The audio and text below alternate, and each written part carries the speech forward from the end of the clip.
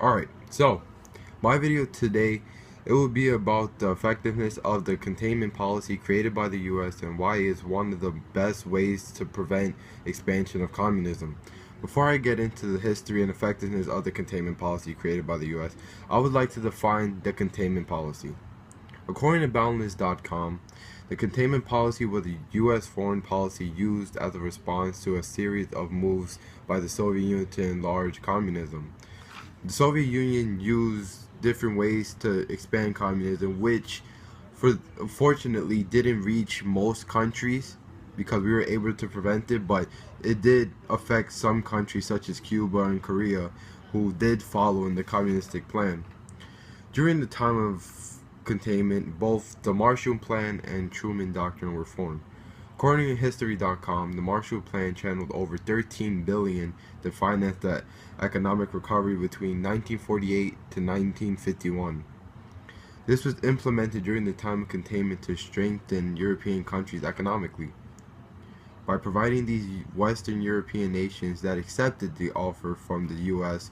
with finances, this allowed their economies to grow much more rapid after being war-struck.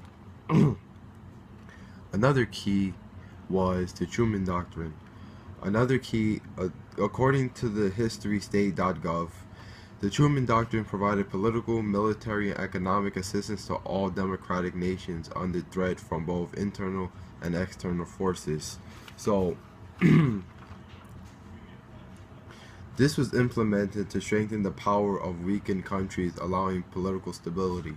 So by giving these countries military support, it sort of created a balance of power between these weak countries compared to countries such as the Soviet Union, Cuba, Korea.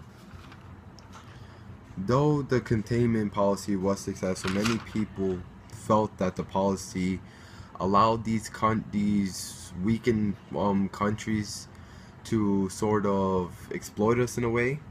Because we were looking for support, many people felt that these vulnerable countries would take this as a way of getting supplies from us, even though it did work. It was a understandable fear, even though it was really never the case. We supported these countries and they returned their gratitude with support.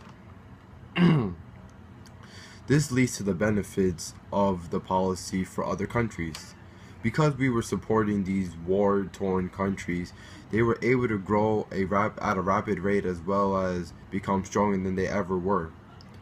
With that being said, I feel like this was the best plan to stop communism. It benefited other nations, and we didn't have to resort to entering into the war ourselves. So I hope you enjoyed the video. Don't drop a like. I was forced to do this, and I didn't like doing it.